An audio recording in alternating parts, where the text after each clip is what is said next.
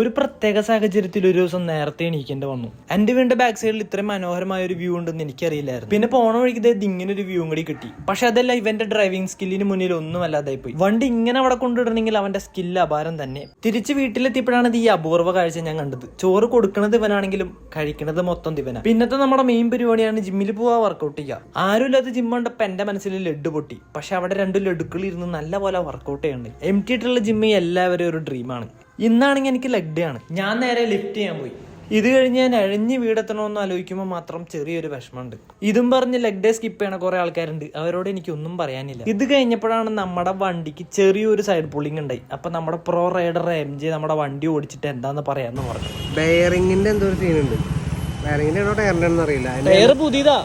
ഇതും കഴിഞ്ഞ് വീട്ടിൽ വന്നപ്പോ ചേട്ടൻ പച്ചക്കറി അരിയിലോട് അരിയൽ എന്താന്ന് വെച്ചപ്പോ അവൻ മന്തി ഉണ്ടാക്കാണ്. അവനതില് ചിക്കനൊക്കെ ഇട്ട് തിരുമിയ സ്ക്യൂസ് ഓഫ് ലെമൺ എങ്ങനെ ഒഴിക്കുന്നുണ്ടപ്പോ ഞാൻ വിചാരിച്ചു ഇവന് കോയമ്പത്തൂർ ഇതാണോ പണി. മന്തി മാത്രമല്ല അതിന്റെ കൂടെ തക്കാളി ചമ്മന്തി മയോണൈസും ഇവൻ ഉണ്ടാക്കി. പിന്നെ മന്തി ഉണ്ടാക്കണമെന്ന് പറഞ്ഞപ്പോ ദൈവത്തൻ സ്വിച്ച് ഇട്ട പോലെ വന്നിരിക്കുന്നു. മന്തി റൈസിന്റെ സൈസ് കുറഞ്ഞു പോയി എന്നല്ലാതെ വേറൊരു പ്രശ്നവും ആ മന്തിക്ക് ഉണ്ടായിരുന്നില്ല. പിന്നെ ഇവിടെ കണ്ടുവരുന്നൊരു പ്രത്യേകതരം പരിപാടിയാണ് വീട്ടിലെ പൈപ്പ് ഓണാക്കിയ ദൈവം സ്വിച്ച് ഇട്ട പോലെ വരും. അമ്മേനെ കുളിപ്പിക്കേ.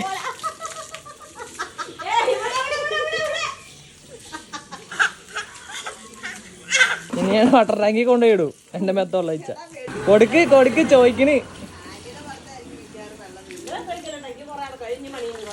വെള്ളംകളിയൊക്കെ കഴിഞ്ഞ് വൈകുന്നേരം ആയപ്പോ ഇങ്ങനൊരു സംഭവം നടന്നു. ഇവൻ അതിന്റെ ഫ്രണ്ടിൽ തന്നെ ഉണ്ടായിരുന്നു. റോട്ടിൽ എന്ത് നടന്നാലും ഇവൻ ഓടി ഇവിടെ വന്ന് നിൽക്കും. ആ വണ്ടിക്ക് ടാറ്റു കൊടുത്ത് വിടാണ്ട് അവനൊരു സമാധാനം ഉണ്ടായിരുന്നില്ല. അപ്പൊ ഇങ്ങനത്തെ കുറച്ച് കാര്യങ്ങളാണ് ഒരു ദിവസം എന്റെ ലൈഫിൽ നടന്നു പോവുക. അപ്പൊ ഇതേപോലത്തെ അടുത്ത വീഡിയോ ആയിട്ട് ഞാൻ അടുത്ത വീഡിയോ ആയിട്ട് വരാട്ടോ. നിങ്ങൾ ഫോളോ സബ്സ്ക്രൈബ് ചെയ്യുകയാണെങ്കിൽ അടുത്ത വീഡിയോ ആദ്യം കാണാം. അപ്പൊ കീപ് ഫോളോയിങ്. ബൈ.